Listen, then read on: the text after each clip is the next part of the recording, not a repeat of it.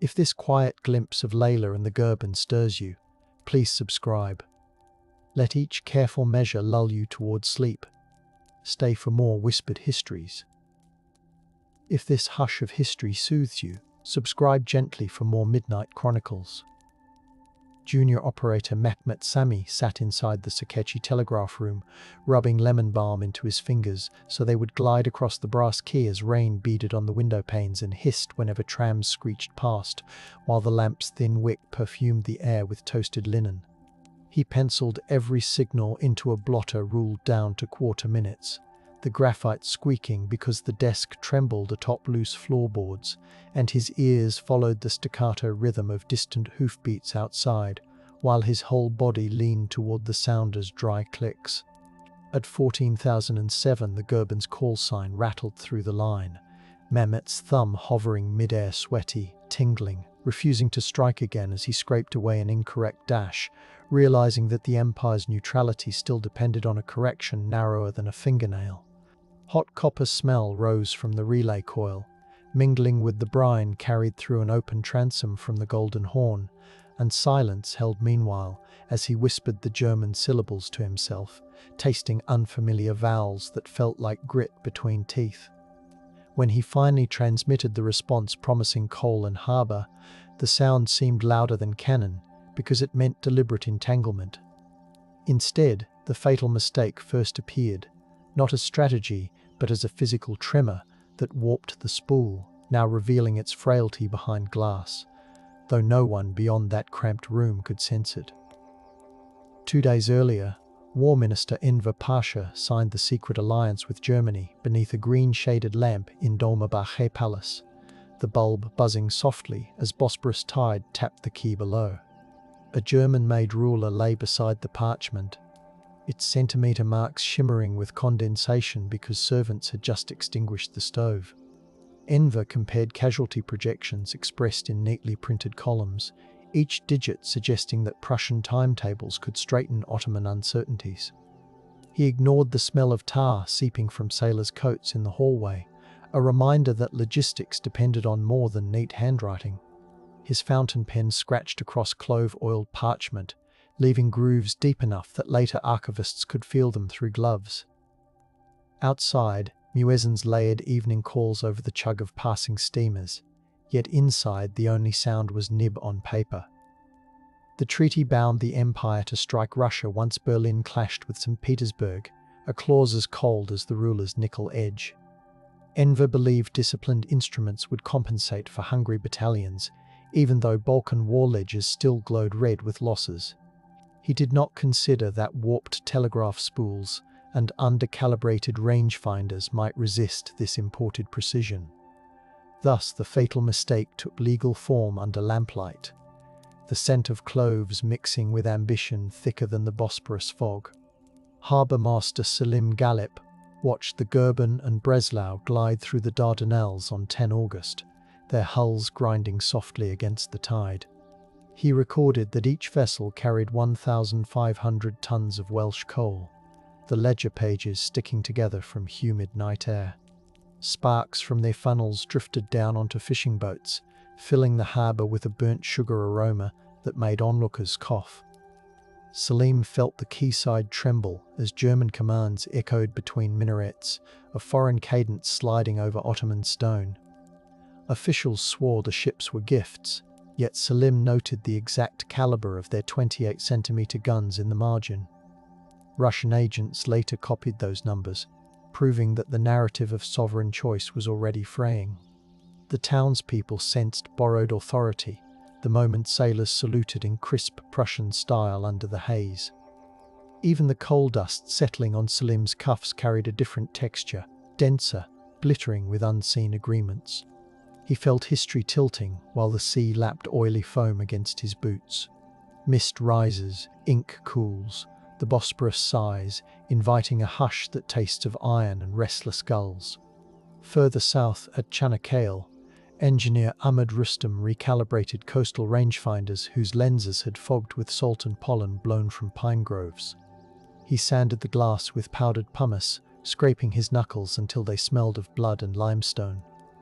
The device read 0.6 of a degree off true, meaning shells would land short unless he corrected each worn screw. His report requested replacement prisms from Krupp, yet Berlin delayed shipment until outstanding debts were cleared. Ahmed proposed hanging lantern chains along the shoreline at night to establish new reference points, a desperate improvisation.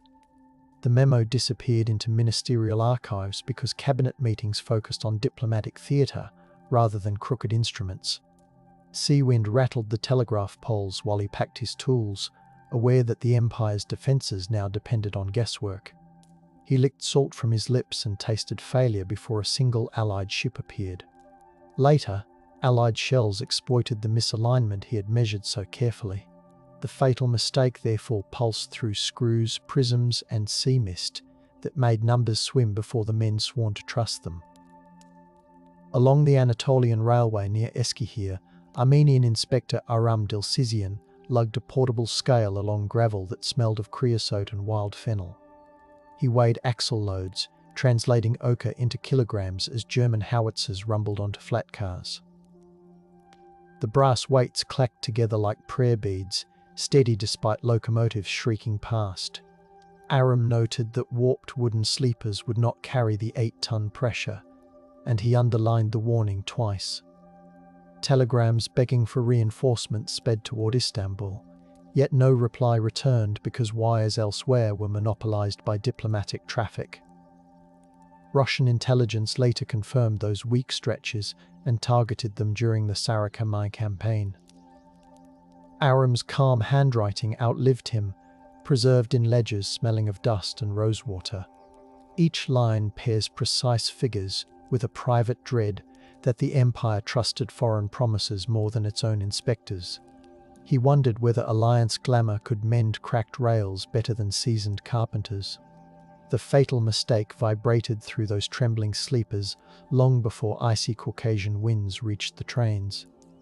Inside Babakanlik's reading room, historian Yevket Torun lifted folded casualty returns from the First Balkan War, the paper flaking like dried pastry. The columns listed 34,152 rifles lost, 17,654 men missing, 987 horses dead from starvation. Each figure was stamped in violet ink, its metallic tang lingering on the fingertips of anyone who touched the page. Next to them lay Committee of Union and Progress memos promising German drills that would erase such deficits.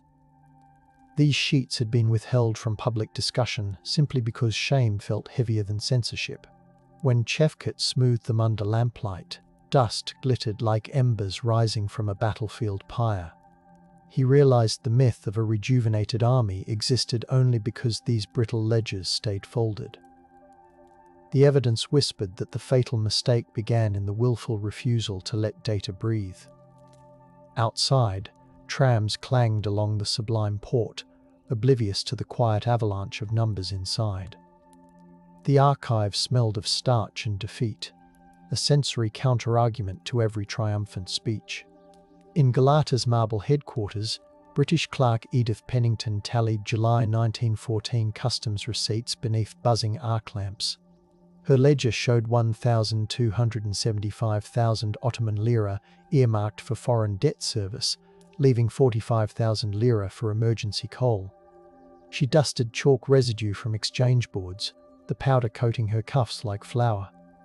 Outside, Salep vendors stirred copper pots, their cinnamon steam wafting through open windows. Edith underlined the coal shortfall, imagining warships idling without fuel. Minutes later, a cable arrived suggesting mining the Dardanelles, yet the Treasury could barely finance extra anchors. She exhaled, hearing only the soft scrape of ledgers closing.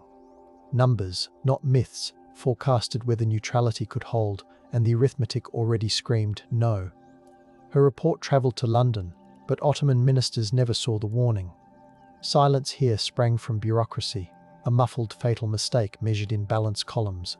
Printer Hüseyin Kahet rotated lead type inside Tunin's buzzing press room, the air heavy with hot ink and scorched oil. He set a headline proclaiming Sultan Mehmed V's confident stride into destiny. German cable officers in the next room dictated which adjectives to emphasize. Typesetters wiped sweat onto newsprint, streaking their skin grey. Teacups rattled on crates as the presses shuddered. In the proof margin, someone penciled, "Verify with Enver," yet nobody dared delay. The distance between private doubt and public proclamation measured barely 2 centimetres on the galley. Readers inhaled fresh paper, believing sovereignty intact. Hussein stacked bundles while feeling the oily heat cling to his palms. The fatal mistake rode those vibrations out to the streets disguised as confidence. On the Black Sea, Admiral Wilhelm Souchon timed gunnery drills with a German stopwatch snapping at each 35-second cycle. Bosnian sailor Kemal Idris recorded 42 seconds instead, because stokers fasting for Ramadan moved slowly in suffocating casemates. Brass shell casings clanged onto wet decks, spraying salt and cordite aromas upward. Souchon barked that efficiency would save the empire, ignoring cultural rhythms steering his crews. Deck logs captured those seconds under skylights smeared with soot. When he ordered the raid on Odessa, his conviction rested on these adjusted figures, not parliamentary consent. Kemal felt the stopwatch weight heavier than any medal. He whispered a prayer, tasting coal dust on his tongue. The fatal mistake tightened around obedience to imported metronomes rather than human breath. Cedar creaks, lanterns dim, the sea inhales old smoke before exhaling silence across the rail. In Tiflis, archivist Vera Nikitina filed decoded intercepts proving Ottoman involvement in the Odessa raid. She slid the papers into camphor-scented folders while snow glare turned ink bluish. Her fingers warmed over a samovar before annotating the dates, 29 October and 1 November. The file's title, Ottoman Fatal Miscalculation, was stamped in black wax. Vera understood that history would now classify the empire as aggressor. She paused, listening to sleigh bells outside, and felt distant gunfire within the words. The intercept left no room for myth about coercion. Russia's declaration emerged from her quiet notation rather than canon. Her diary later revealed sorrow for the clerks who sparked catastrophe. Evidence, smelling of camphor and ink, had already sealed the fatal mistake. In London's Admiralty chart room, Lieutenant Julian Layard traced the Dardanelles depths with chilled fingertips. He compared 1906 Ottoman mine maps with submarine reports that arrived late via Athens. The parchment carried a tang of shellac and seawater.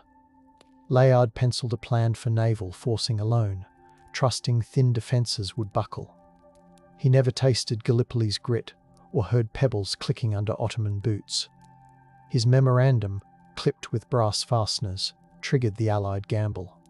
The fatal mistake gained adversaries confident in outdated charts. Layard's pencil left indentations still visible today.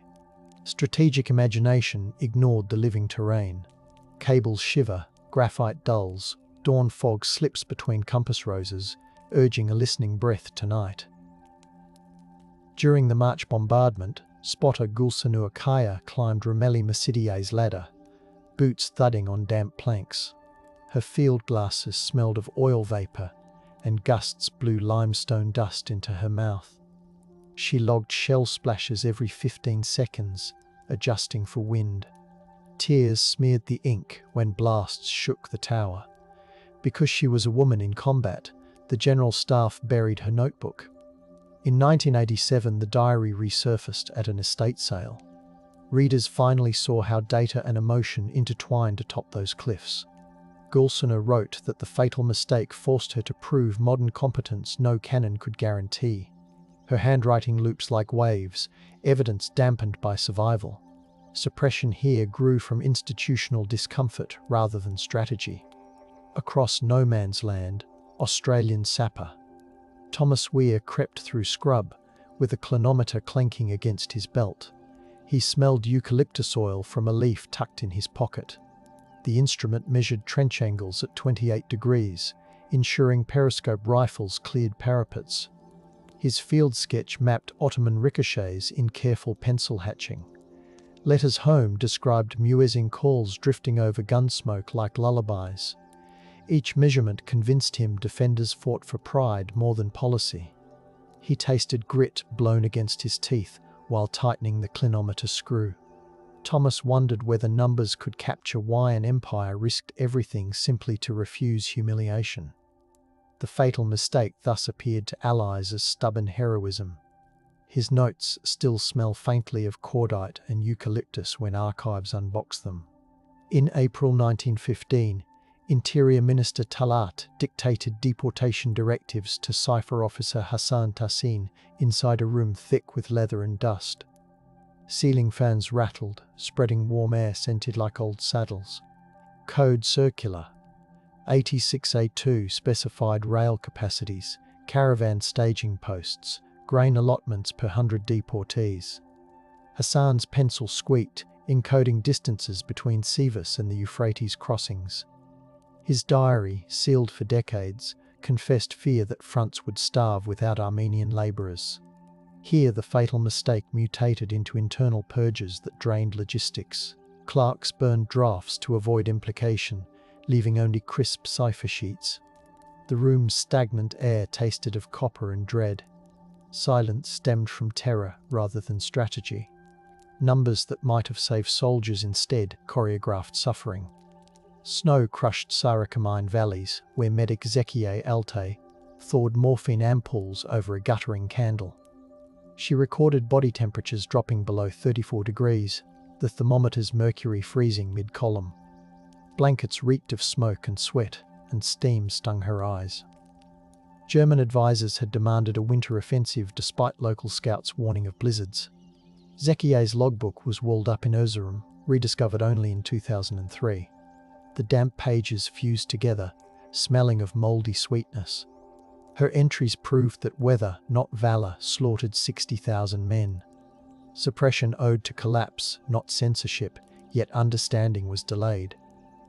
The fatal mistake rippled inland as railways clogged with corpses instead of reinforcements. Embers settle, breath frosts, the plateau whispers through chapped lips for patient remembrance tonight alone. Along the Hijaz Railway, Bedouin leader Auda Abu Tai counted bolt spacing before planting charges. British liaison T.E. Lawrence noted the rails rang like tuning forks when struck. Ottoman commander Faruk Sami stationed guards every 500 meters. Desert heat warped joints until they smelled of burnt tar. Sabotage thus required only a wrench, no explosive. The fatal mistake's reach extended to every far-flung artery. Lawrence's gelignite receipts remained speckled with sand grains.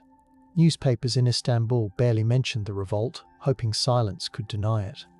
The desert wind carried metallic dust into sentries' mouths. Dependency on total war exposed the empire to nicks that bled it dry. In Beirut, American relief worker Sarah Jesse weighed flour rations on creaking scales. Harbour air smelled of stale cumin and seawater. Her log listed only 80 grams of bread per child. Ottoman requisitions seized coastal grain for the Fourth Army. Children's whispers mingled with rumbling submarines offshore. Governor Jamal insisted shortages were temporary. His requisition orders, however, bore precise tonnages, proving the opposite. Sarah's reports were censored upon arrival in Istanbul. Famine became another facet of the fatal mistake. Silence tasted of salt and guilt. When Bulgaria quit the war in 1918, Quartermaster Halil Nikati tallied cartridges under a flickering lamp. Rain leaked through the barracks roof, soaking crates stamped with German serial numbers. He counted only 1.2 million rounds for entire Thrace fronts. Halil circled the number twice, pressing so hard the nib tore the ledger. The room smelled of damp wool and despair. He compared the total with casualty forecasts, realizing a month more would empty every depot. These ledgers later proved the army defeated before Mudros. Halil noted that the fatal mistake began with ignoring such columns early. His chair scraping stone sounded like a flag dragging in gravel. He closed the book, knowing arithmetic had already ordered surrender. During Mehmed VI's girding ceremony, palace silversmiths weighed the sword of Osman at 406 dirhams. Incense of rose petals and beeswax filled the hall, masking Bosporus damp. Courtiers whispered legends of instant revival. The new sultan's palms sweated, so aides wrapped the hilt in silk. Electric bulbs buzzed above, drowning whispered prayers. Casualty numbers flashed on nearby telegraph tapes, ignored during the rite. The ritual's gravity could not counter blockade arithmetic. Myth and measurement collided in that gilded chamber. No one dared mention German officers still commanding the fleet. Reverence enforced silence, even as the fatal mistake crystallized. Aboard HMS Agamemnon, negotiator Ralph Orbay signed the Armistice of Mudros under a swinging lamp. The document's 25 clauses gleamed with fresh ink. Article 16 granted Allies access to every Ottoman communication line. Coal smoke and salt flavoured the air as the ship rocked gently. Ralph requested leniency regarding the straits. Admiral Calthorpe pointed instead to casualty graphs towering in red. The fatal mistake ended in clauses more than canon. Ralph pocketed the pen, sticky with ink, as if dignity could be folded away. Outside, waves slapped the hull like impatient hands. Inside, autonomy evaporated quietly. When Allied troops entered Istanbul in 1909, photographer Saber Joannis set his plate camera on cobbles softened by rain. He measured shutter speeds at 1/20th of a second to capture Scottish pipers marching past veiled women. Bread baskets smelled of damp yeast as French sailors inspected telegraph offices. Sensors briefly seized the negatives to limit humiliation. Saber stored them in cedar boxes perfumed with resin. Decades later, the prints resurfaced, showing the fatal mistake's visual fingerprints. Discovery, suppression, and rediscovery curved once more through cedar-scented darkness. The images revealed quays where empire surrendered to documentation. Even puddles reflected bayonets like thin shards of judgment. Brass glitters, drums fade, gulls wheel through drizzle, urging the city to breathe once more before answering. At the 1919 courts, Marshal, Judge Mustafa Arif, presided beneath chandeliers dimmed by coal braziers. Stenographers clacked Remington keys that sounded like muffled hammers. Witnesses cited telegram numbers, dates, casualty figures. Transcripts smelled of vinegar from ink fixer. Sentences were issued in absentia against fugitives. Mustafa added reflective notes, lamenting decisions made faster than consultation. He argued that the fatal mistake was a chain, not a single blow. Yet the new regime preferred scapegoats to structural critiques. Gavels knocked hollow on braided carpets. Justice exhaled, but never quite inhaled again. When Greek troops landed at Smyrna in 1909, journalist Halide Sadiai sketched from a jasmine-draped balcony. Drums rolled, their echoes bouncing off warehouse walls. She counted 3,000 soldiers marching within 20 minutes. Bayonets glittered under a bleached sun while priests chanted. Crushed figs from market stalls perfumed the humid air. Halide wrote that the fatal mistake had invited occupiers speaking different promises. Her notes were smuggled on rice paper beneath embroidered shawls. British censors seized most editions, delaying publication until the Republic. The crowd's silence mixed awe with dread. Cobblestones vibrated under synchronized boots, imprinting memory onto stone. At San Remo, cartographer Henry Laurent unfolded silk-backed maps dividing Ottoman provinces. His protractors sliced territories with surgical precision. Coffee and cigar smoke mingled with sea breeze. He annotated oil fields near Mosul, grain routes along the Euphrates. Ottoman diplomats never saw his margin notes predicting revolts. The French Foreign Ministry locked the files until 1972. Discovery, suppression, and rediscovery looped again. Henri's ink stains remain on the silk like bruises. The fatal mistake allowed outsiders to measure the empire more ruthlessly than it measured itself.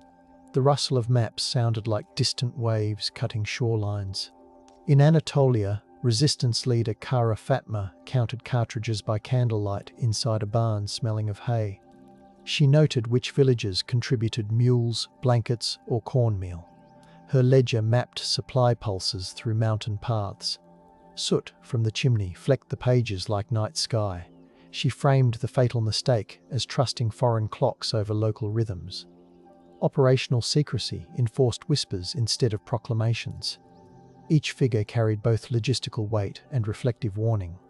Cold stiffened her fingers, so she wrapped them in wool. The candle guttered, painting orange halos on the ledger. Future Republicans revered her handwriting as evidence that survival required listening to grassroots measurements. When nationalist forces re-entered Smyrna, medic Levin Artinian catalogued casualties inside a tobacco warehouse. Cured leaves and ash thickened the air. He tallied burns, gunshots, smoke inhalation cases under carbide lamps. More civilians than soldiers filled his stretcher lists. Allied observers confiscated several pages to control narratives. His granddaughter later donated the surviving ledger to an Izmir museum. Edges crumble when touched, releasing nicotine scent. Levon wrote that the fatal mistake spawned cycles of vengeance, each measured in charred beams. Rescuers paused often to listen for muffled breaths under debris. Silence felt reverent, not empty. During the Treaty of Lausanne, Nunu set a slide rule beside his teacup. Open windows admitted pine-scented Swiss air. He read clauses ending capitulations and confirming sovereignty. Spectacles fogged as he computed population exchanges. Porcelain cups clinked between arguments. He knew the fatal mistake had already buried the Ottoman polity he was reshaping. Margin notes recorded tariff percentages with meticulous care. The session's transcripts show silence whenever Ottoman myths surfaced. Discovery, suppression, and rediscovery closed another loop as empire became preface to republic. Pines sway, pens rest, mountaintops glow, and the conference room breathes in measured relief before night. In the 1930s, historian Ahmed Rafiq catalogued confiscated CUP files in a chalky Ankara basement. Lime-wash flakes dusted his shoulders, making him sneeze. He wore cotton gloves smelling of soap. Telegram bundles still held sticky red wax seals. Ahmed traced the chronology from alliance to capitulation. His books framed the fatal mistake as ethical failure. He illuminated neglected data with lamplight metaphors. Yet he omitted testimonies to protect living officials. The basement's chill seeped into his joints. History's weight numbed like winter wind. In 1942, curator Semeletan Arsoy reopened the Naval Museum cases to catalogue wartime artifacts before possible bombing. He measured the telegraph spool with a new micrometer, confirming the 1.7mm warp. Steel jaws felt icy against his wrist. The room smelled of wax polish and aged velvet. Oxidation had darkened the copper to dried blood tones. He filed a report urging better humidity control. He understood the fatal mistake, still magnetized attention, warning that neglected maintenance returns as history. This rediscovery completed another loop, cautioning a republic entering fresh global wars. Sirens wailed outside as he breathed on the glass, leaving a brief fog. He wondered whether leaders would heed tactile warnings, while the artifact pulsed quietly like a hidden metronome. In 1957, Professor Niazi Burks interviewed surviving telegraphists inside smoky Ankara tea gardens. Cold-brewed say perfumed his notebooks. He asked veterans to recall the tempo of taps during August afternoons. One described enamel chipping off the key when orders arrived to fire on Russia. The Grundig recorder whirred beside clinking glasses. These testimonies supplied timestamps contradicting official communiques. Niazi reflected that the fatal mistake lived inside bodily rushes overruling caution. Political sensitivities almost shelved the recordings. They survived because a secretary loved the background zither. The tapes crackle like distant telegraph lines whenever replayed. Archaeologist Sevim Onaren excavated Chunuk Bear in 1964, brushing sand scented with wild thyme. She unearthed shrapnel balls, water canteens, and a rusted German stopwatch frozen at 00,035. The stopwatch matched Admiral Souchon's drill tempo. Sevim logged coordinates using a transit that clicked softly in the Aegean breeze. Her report argued that imported regimens persisted even where terrain defied them. Bureaucrats sidelined the study for 8 years. Trench layers waited in silence, smelling of rust and herbs. Publication in 1972 finally linked mechanical confidence to the fatal mistake. Sevim kept the stopwatch's faint ticking in her memory. Excavation tents flapped like fatigued banners above the ridge. In 1978, filmmaker Atshef Yilmaz interviewed retired nurse Sabiha Hanim in a kerosene-scented apartment. She unfolded linen bandages saved from Sarikami. They still held smoky odors of melted snow and pine resin. On camera, she described thermometers shattering at -25 degrees. Her recollection tied sensory pain to the fatal mistake. Censors deemed the footage too bleak. Reels stored in a shoebox stuck together when a studio pipe burst. Restorers later peeled them apart, preserving the crackle of her voice. The soundtrack's hiss resembles distant ice. Her testimony now plays softly in museum alcoves. When archives opened wider in 1983, researcher Ai Kansu donned cotton gloves and turned cipher office registers under fluorescent hum. She tracked telegram number 1183, ordering Black Sea raids before parliamentary debate. Pages smelled of vinegar and dust. Each crackle felt like a bone resettling. Ai's article argued the fatal mistake was a chain of mismatched minutes. Officials worried the study might fuel lawsuits. The paper circulated quietly among scholars. Silence lingered, born of diplomatic caution. Yet the documents kept breathing through citations. Fluorescents hum, dust dances. The archive exhales a slow patience, wrapping facts in cool breath tonight. In 1994, diver Hakan Demiryorek surveyed the Dardanelles seabed near the wreck of submarine E-15. Bioluminescent plankton flickered like lanterns around his helmet. He found dormant Ottoman mines stamped with German serial numbers. Water tasted metallic through his regulator. He measured spacing between mines, realizing foreign ordnance guarded home waters. His video captured taps of tools against corroded brass. Officials delayed release, fearing diplomatic ripples. The footage finally appeared in a museum exhibit. Currents kept whispering along the mines, even in darkness. Dependency had followed the empire underwater, echoing the fatal mistake. In 2002, archivist Meltem Çelik fed fragile telegrams into a scanner emitting high-pitched whines. The documents smelled of camphor and inkstone. She monitored humidity to prevent further warping. Digitization allowed researchers to trace the fatal mistake minute by minute. A budget cut nearly shut the servers down. Hard drives sat silent in the dark for months. When funds returned, the machines hummed like distant surf. Meltem logged metadata linking timestamps to battle outcomes. She reflected that the 1.7mm warp now existed as pixels. Digital light carried the same warning as copper under glass. In 2011, artist Selin Ararat suspended copper wires bent by 1.7mm inside a dim gallery. Solder scented the air while visitors walked through loops shimmering like signal waves. Recorded telegraph codes translated into lullabies whispered from concealed speakers. Authentic Allied reports scrolled beside reflective poetry. Docents invited guests to pluck the wires, hearing dull twangs. Critics argued the installation reopened imperial wounds. Selin replied that reverent silence must give way to tactile engagement. Each arc embodied the fatal mistake as tension you could feel. Light pulled on the floor like mercury. Audiences left with copper dust glittering on their sleeves. During the 2014 centennial, scholars met at the German embassy in Ankara under polished oak beams. Coffee and cardamom cookies perfumed the room. Historian Klaus Ritter projected microfilmed cables urging Ottoman strikes on Russia. Turkish scholar Zeynep Aksoy responded with Sarıkama casualty tables. The projector hummed while pale light washed across thoughtful faces. Debate centered on whether coercion or hubris defined the fatal mistake.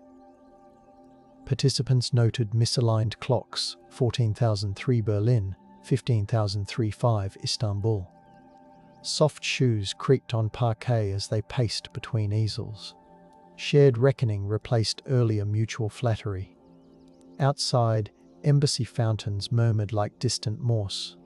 During the 2016 coup attempt, journalist S.A. Olgan broadcast from a dim newsroom powered by emergency generators.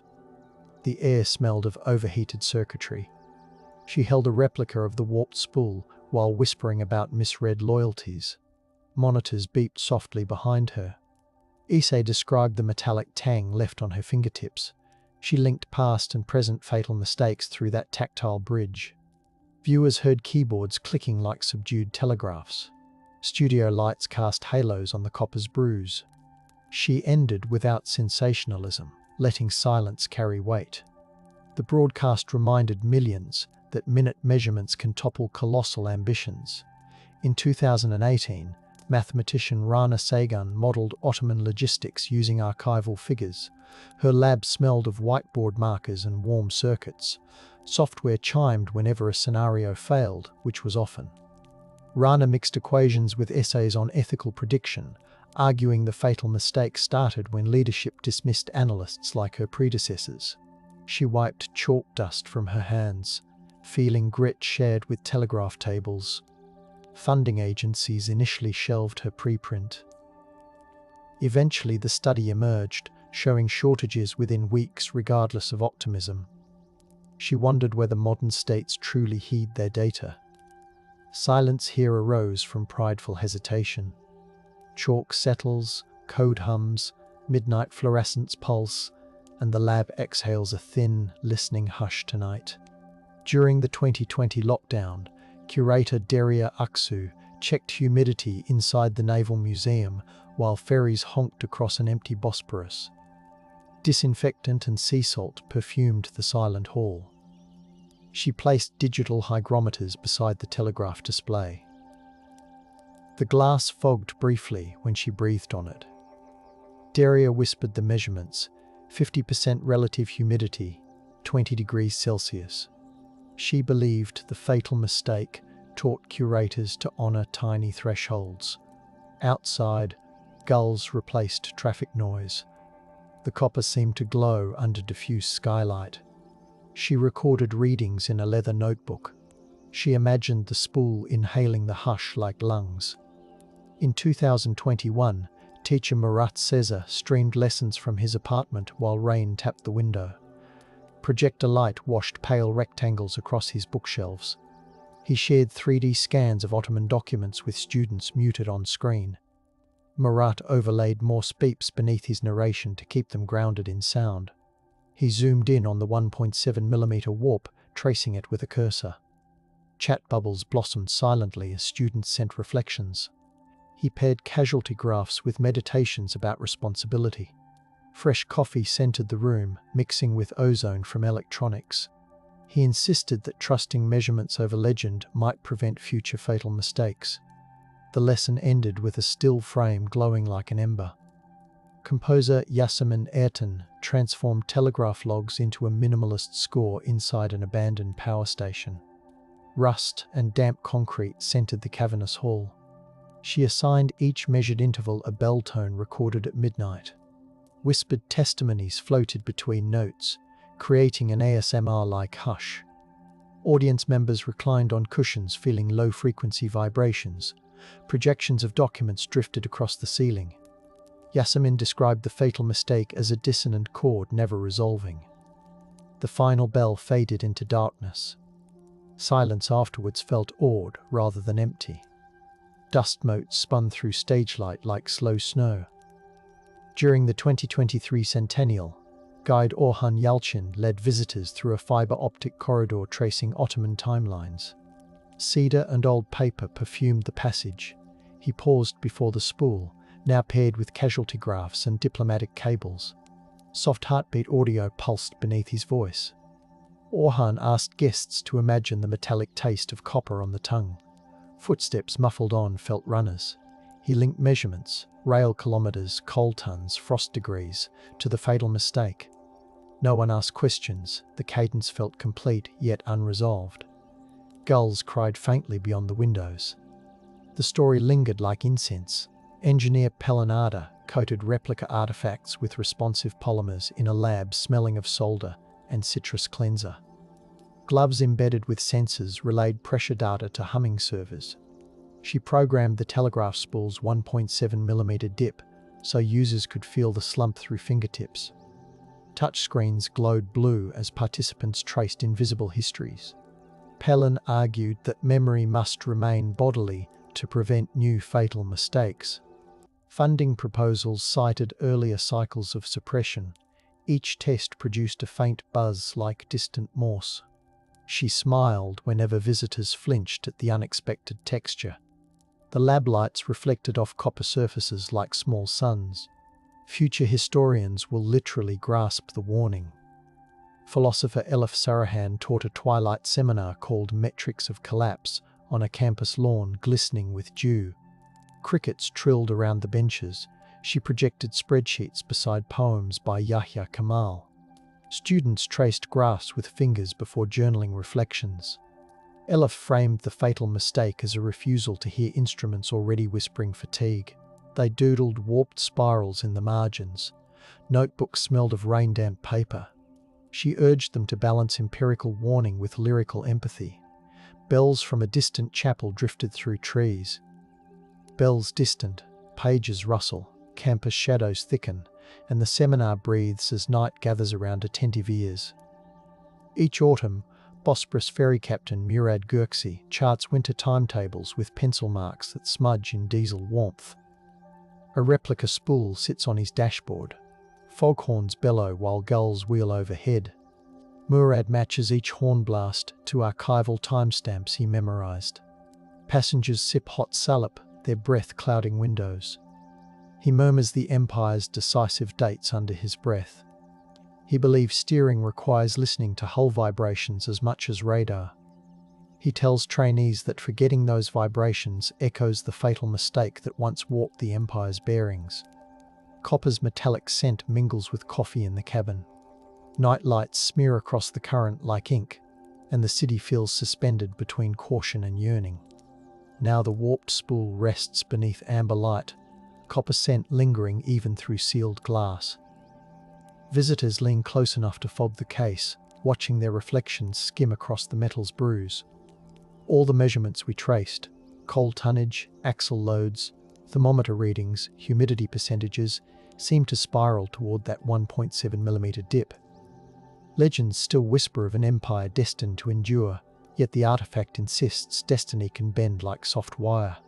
Evidence gathered by operators, engineers, nurses, sailors, archivists, artists, and teachers continues to press gently against nostalgia. Discovery, suppression, and rediscovery keep looping, as though the story prefers murmurs to verdicts.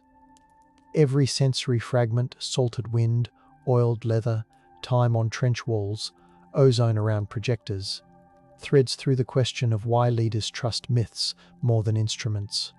Perhaps the fatal mistake remains unfinished, a companionable ghost reminding each listener to feel data as texture, temperature, rhythm. We stand in the hush, hearing imagined clicks drift through the room like distant rain. The sand remembers, instruments hum, the hollow waits, and night drapes copper in a hush beyond certainty. A few steps from the copper case, Conservator Layla carefully unrolled a fresh mylar sleeve, its crinkling whisper mingling with the steady hum of the dehumidifier, and slid out a faded ration chit stamped 1914, its violet ink smelling faintly of sun-warmed grapes. The chit promised 4 ockers of coal to a coastal watchpost near Kumkale, yet the reverse bore a small grease stain where a sentinel had pressed his thumb after counting only 2. The discrepancy is barely measurable. A half-gram of missing fuel oil shimmer absorbed into porous paper, but the tension ripples forward. In the same box, Layla found the watchpost's log penciled in soot, remarking that the men burned signal flags just to brew tea. Those ashes fluttered over the strait like premature surrender. The fatal mistake thus rests inside promises trimmed by necessity, a whispering shortage that left artillery crews blinking in the cold, while envoys boasted about unlimited reserves. The paper still crackles when unfolded, each fibre carrying the scent of singed wool. Down the hill at the Imperial School of Engineering, barometric technician Musa Haka once calibrated aneroid gauges by candlelight because the dynamo had failed, the flame breathing resinous scent against the brass diaphragms. Musa's surviving notebook, pages browned like toasted pastry, reveals he subtracted 0.4 millimeters from every storm warning.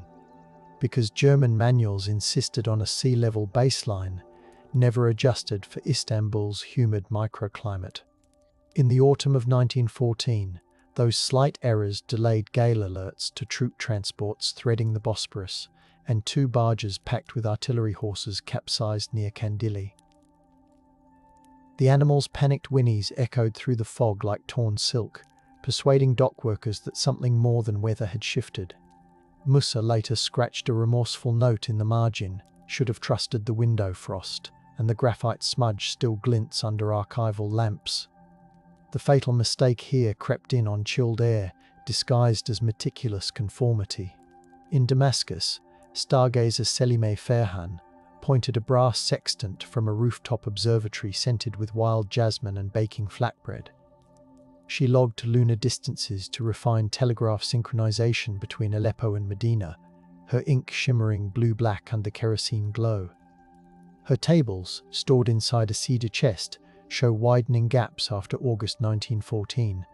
Ottoman operators were instructed to privilege Berlin's master clock, even when the desert sky insisted on another rhythm.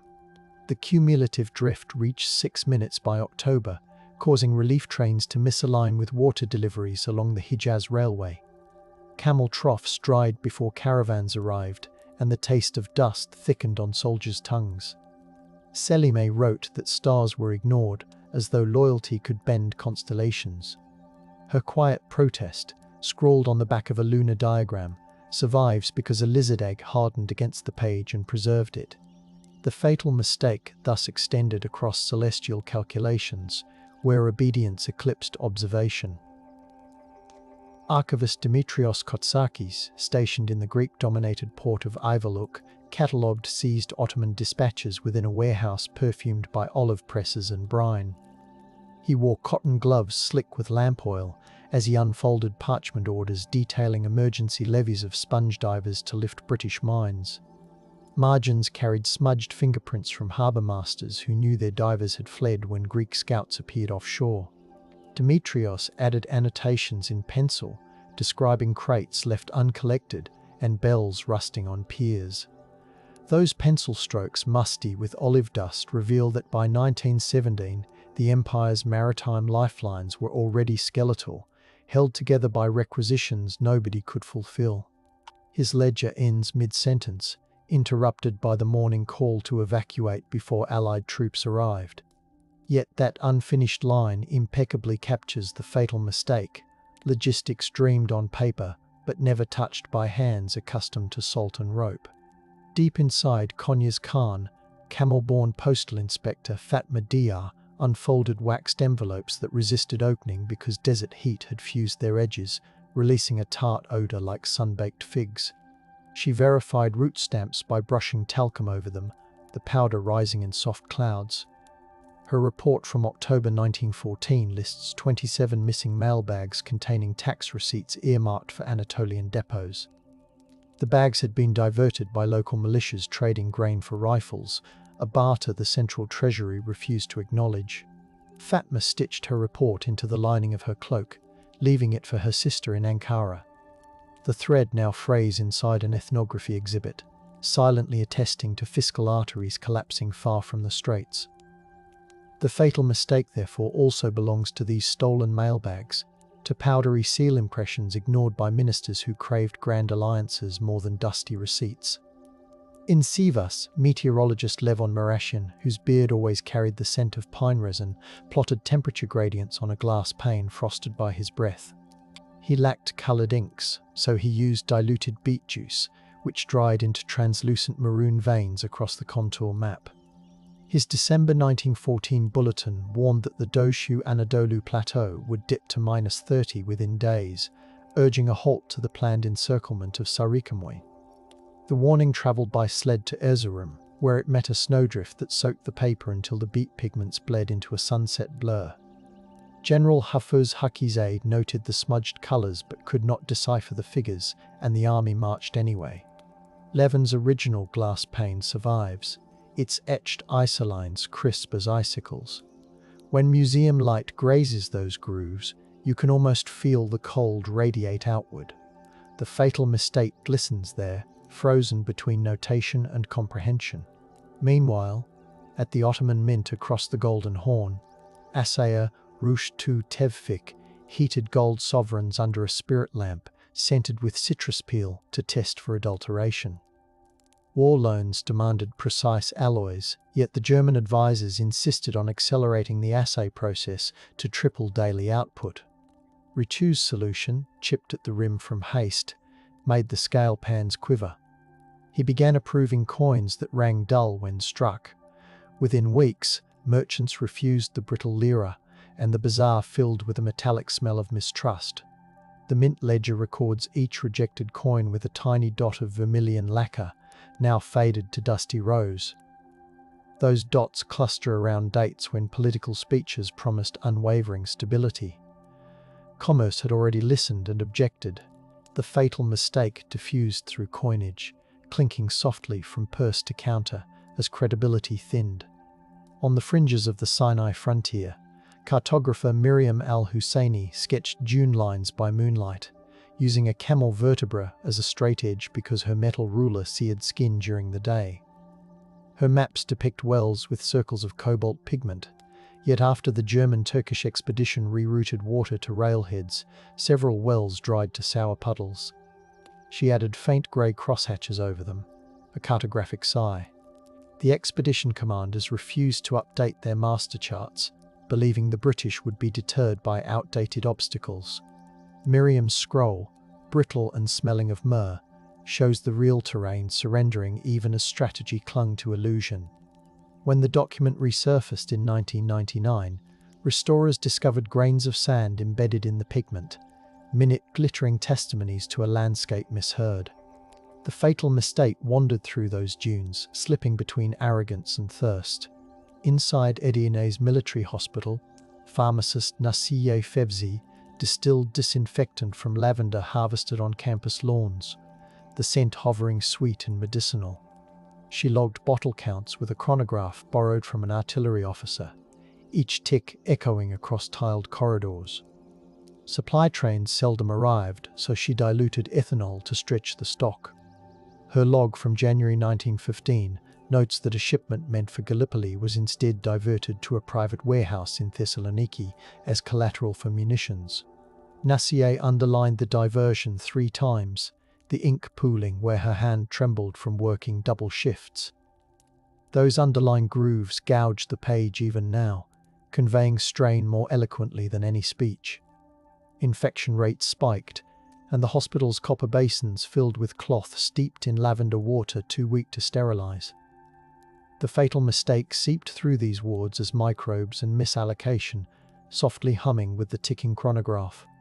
In Vienna's Hofburg archives, Austrian diplomat Franz Niedermeyer compiled a confidential memorandum assessing his Ottoman counterpart's readiness. He dipped his pen into green ink smelling faintly of menthol to stave off headaches. The memo catalogued missed appointments, unpaid telegraph fees, fraying uniforms, and an atmosphere he described as perfumed confidence against a backdrop of mold.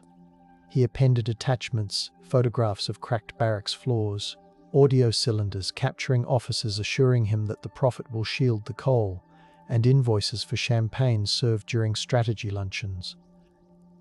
This dossier, stamped Geheim, was shelved behind carved oak panels until 1959. When opened, the wax seal exhaled a dusty sweetness. The memo shows that allies saw the fatal mistake forming yet still encouraged the plunge, hoping to tie Ottoman fate to their own calculus. Menthol-scented ink lines thus bind complicity to catastrophe. At the Chile automobile repair yard, mechanic twins Semil and Semili Uz, their aprons smelling of petrol and honey buns, refitted cavalry wagons with truck axles scavenged from Berlin shipments. Their ledger describes bolts stripped by sand, grease diluted with sunflower oil, and horsehair padding stuffed into gearboxes to quiet rattles. They sent photographs, sepia-smudged, edges curling like burnt pastry, to the War Ministry, pleading for proper parts. The reply, typed on onion skin, praised their ingenuity and asked for a public demonstration to inspire morale. The demonstration never took place. The wagons collapsed en route to the parade ground when improvised axles snapped above a pothole. The ledger ends with a simple line: "Sound mattered more than stride." That soft observation, scored into oil-streaked paper, reveals the fatal mistake as a decision to showcase resilience rather than strengthen it. In the Crimean port of Sevastopol, Russian cryptographer Olga Putintseva noted that Ottoman cipher groups increasingly reused keys, their parchment dampened by sea spray. She tasted salt when she licked her finger to turn the pages, a habit she later regretted when the ink stained her lips. The repetition allowed her to decode supply requests for Anatolia, revealing desperate pleas for winter coats and quinine. Olga's handwritten translation, still crisp beneath glass, lists coordinates of depots that soon suffered sabotage. She included a delicate watercolour of the Black Sea at dusk, perhaps to steady herself. The fatal mistake emerges even here. In enemy hands ready to exploit patterns born of fatigue, the Empire's overtaxed clerks could not afford fresh keys, and so the code itself became a leak. Within the Ottoman state printing house, proofreader Zechariah Talat ran fingertips along newly etched maps of the Caucasus, the zinc plates still warm and smelling of vinegar and tin. He caught a mislabeled ridge and corrected it with a burnished stylus, yet he hesitated before marking the misplacement of Armenian villages slated for deportation routes. The orders specified emptiness there, but his childhood memories insisted otherwise. He recorded both versions on tracing paper, layering absence over reality. The translucent sheets crackled gently now, stacked on a shelf. Later investigators used them to prove deliberate erasures. Zechariah's complicit care shows the fatal mistake, knotting moral surrender to technical diligence, a quiet interplay of stylus, vinegar, and conscience. In an Aleppo caravanserai, spice merchant turned informant Yusuf Haddad brewed cardamom coffee that perfumed British agent Gertrude Bell's notebooks. Yusuf described grain seizures, telegraph outages, and desertion rumours, passing along scraps of ledger paper he salvaged from abandoned depots. Bell's diary summarises his whispers, emphasising the tremor in his teacup whenever he recounted soldiers selling boots for tobacco. She pasted a coffee-stained slip beside her entry, noting the exact phrasing. "The wires hum like bees but carry honey to someone else." The slip's edges darkened over time, yet the scent remains faintly sweet in the archive. The fatal mistake thus resonates even in informant's metaphors, saturating the air of places where loyalty frayed into survival. Back in Istanbul's sublime port, translator Shushan Harutian carefully rephrased German memoranda into Ottoman Turkish while breathing in the musk of damp carpets and inkstones. She wore a wool shawl woven with pomegranate motifs, the fibres catching lamp soot. Her desk drawers hid miniature notebooks filled with her own annotations, termed strategic necessities deployed 14 times today, Col figure repeated despite correction, voices lower when casualties mentioned. These marginalia, no longer than a fingernail, were tucked into a lacquer box sealed with beeswax. When unearthed decades later, the wax still smelled faintly of honey and smoke. The notes transformed bureaucratic chatter into tactile evidence of collective denial, each tally of euphemisms another thread in the fatal mistake's shroud. Inside a Thessaloniki synagogue repurposed as a depot, Quartermaster Isaac Haleva inventoried uniforms stacked against Torah Ark doors. Mothballs and candle wax scented the air. He recorded that German-made boots shrank when exposed to Aegean humidity, blistering conscripts' feet. His receipts bear brown smudges from iodine used to treat those blisters. Isaac mailed photographs of rotted leather to Istanbul, but censorship intercepted them.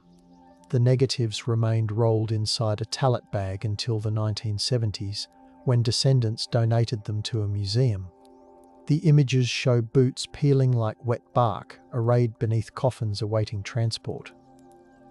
The fatal mistake gnaws quietly through leather and ritual alike, leaving wax, iodine, and mildew as its wake. At the Hodeidah telegraph relay, Yemeni operator Amina Saka kept time using a silver pocket watch inherited from her mother, scented with frankincense stored in the same pouch. When German advisors delivered a modern chronometer, its ticking felt too fast for the drowsy heat. Amina's log reveals she gradually reverted to the inherited watch, adjusting the chronometer's readings with handwritten offsets. Her margins note, "Heat stretches seconds.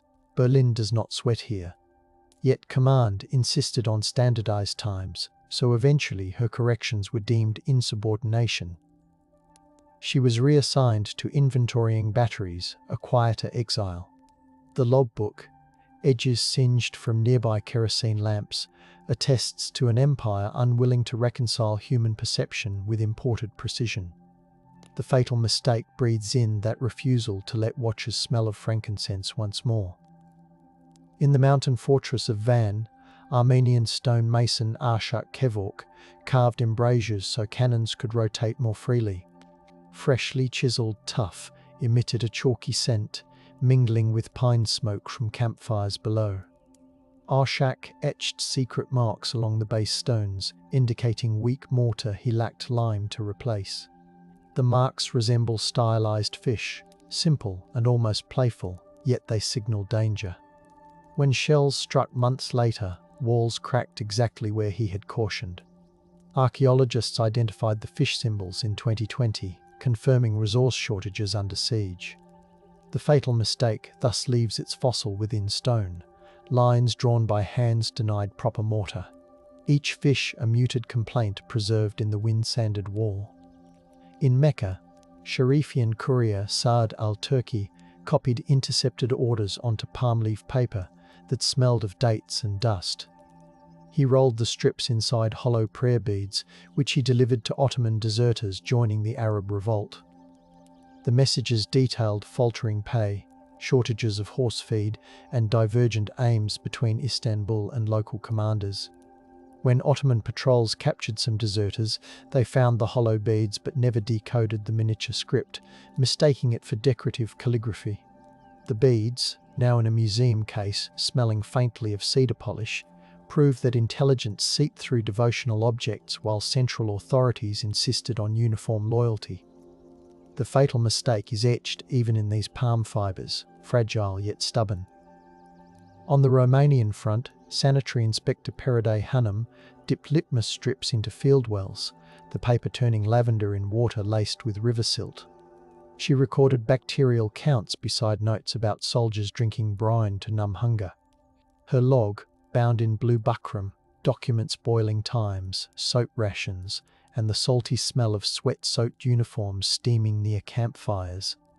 Commanders skimmed the figures but highlighted her final remark: "Morale follows clean cups." They underlined it twice, as though morale could be ordered like soap. The wells continued to sicken regiments, and parade strips fluttered unnoticed into a leather pouch. Today those strips, brittle as moth wings, remind us that the fatal mistake spread through every ignored test tube and feverish night. In the railway workshops of Haydarpalna, apprentice Aydin Kural traced locomotive pistons with chalk that squeaked like tiny screams, marking stress fractures along iron that smelled of rust and coal. He photographed the fissures using a borrowed plate camera, then fixed the image in a solution reeking of vinegar and hyposulfite. The photograph shows a piston clawed with hairline cracks, yet the annotation from headquarters reads simply, "Continue service, no spare available." The piston later shattered near Adapazar, derailing a train carrying winter coats toward the Caucasus front. Survivors described a shower of sparks smelling of burnt sesame as the carriage overturned.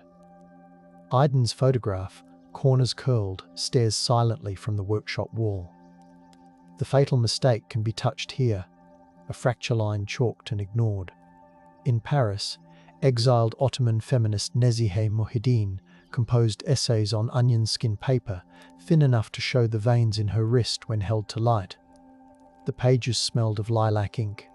She argued that dismissing women's logistical expertise, nurses, educators, clerks, had accelerated collapse.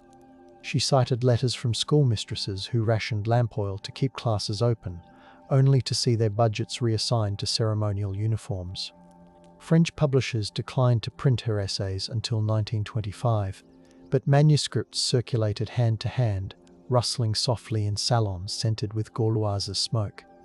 The fatal mistake thus includes silenced warnings from those expected to bandage wounds without questioning their cause.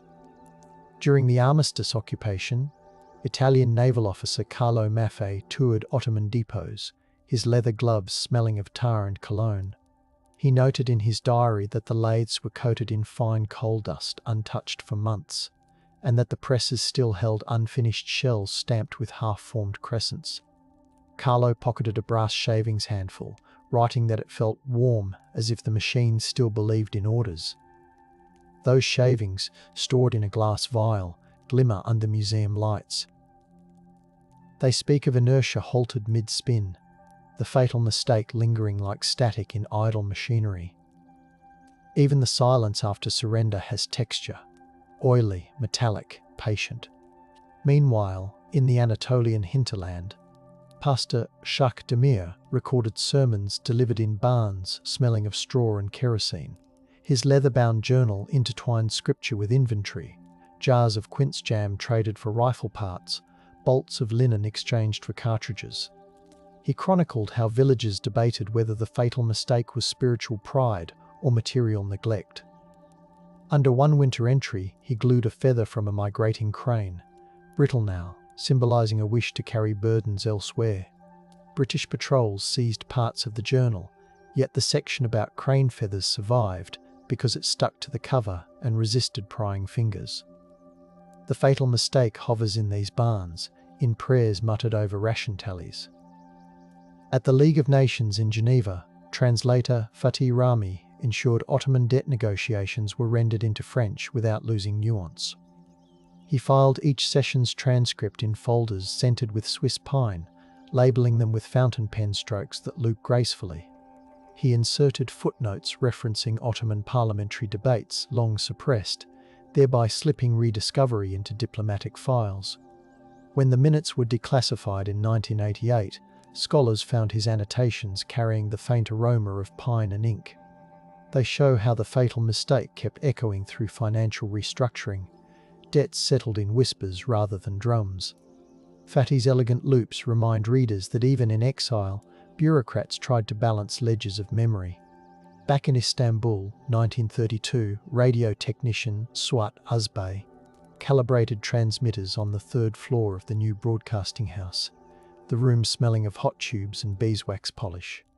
He built a late-night program titled Soundings of the Straits, overlaying boat horns with readings from newly published diaries of telegraphists. Static crackled like distant rain as he recited casualty tables in a lullaby cadence. Government censors initially frowned, but audience letters folded crisply, scented with attar or tobacco, arrived pleading for more. Swat kept a scrapbook, now faded, of those letters, each referencing the fatal mistake as though it were a relative needing gentle acknowledgement. The broadcast's tapes hissed softly when replayed, carrying both warning and comfort. During World War II, neutral Turkey stored wartime volumes in underground vaults, ventilated by ducts that exhaled air smelling of iron. Librarian WWII Alton scrubbed mildew off Ottoman files using a paste of lemon juice and rice flour. The paste dried into a chalky crust she brushed away with goat hair brushes. One folder contained Enver Pasha's penciled calculations for Caucasus offensives, complete with doodles of cavalry plumes. WWII noticed the eraser crumbs still trapped along the fold, as though indecision clung there. She wrote a secret note to future researchers: even in pencil, ambition leaves residue. The fatal mistake lingers within these crumbs, stubborn and grey, refusing to be entirely brushed off. In 1960s Berlin, Turkish guest workers formed a history circle called Sessiz Telgraph, meeting in a laundry room perfumed with detergents. They brought photocopies of Ottoman dispatches and retold family stories over clinking tea glasses. A reel-to-reel recorder captured their discussions in soft Turkish punctuated by German exclamations. They debated whether the fatal mistake warned migrants about trusting distant promises. The tapes, stored in a biscuit tin, were rediscovered by a granddaughter who digitized the hiss and hum. Listening today, one hears machines rumbling in the background like muted artillery, bridging past and present through the rhythm of washers and whispers. In 1987, photographer Gönül Tan overlapped negatives of the telegraph spool with shots of modern Istanbul traffic, developing the composite in trays that smelled of fixer and seaweed. Light trails from cars formed luminous Morse codes cascading over the copper bruise. Her exhibit, displayed in a darkened warehouse, flooded the floor with recorded harbour sounds. Visitors walked barefoot on warmed metal plates to feel conduction through their soles. Reviews praised the piece's tenderness, noting that the fatal mistake's texture could now be sensed, not just seen. Several days later, municipal inspectors nearly shut the exhibit for lacking permits, but public support kept it open. The gallery still reverberates with soft clicks when empty. As the Cold War thawed, diplomat Sevgi Baydar opened sealed Ottoman dossiers at the Foreign Ministry, using a bone folder that smelled of beeswax and old leather. She discovered correspondence between Enver Pasha and American envoy Henry Morgenthau, margins filled with hurried pencil sketches of troop positions. Sevgi copied the sketches onto tracing paper, observing that Enver's lines jittered during moments of stress. She correlated hand tremors with dates of telegraph spikes, building an unusual neurological portrait of the fatal mistake. Her report suggested that policy might be read through calligraphic nerves. The bone folder, smoothed from years of use, rests beside the file, quietly paying homage to hands that shook. In 2008, satellite analyst Okan Sawyer overlaid modern elevation data onto century-old reconnaissance maps. His workstation smelled of plastic and burnt dust from cooling fans. The software emitted gentle bells each time misalignments appeared. Okan color-coded supply routes that modern algorithms deemed impossible given terrain, painting them in translucent hues like auroras draped across Anatolia.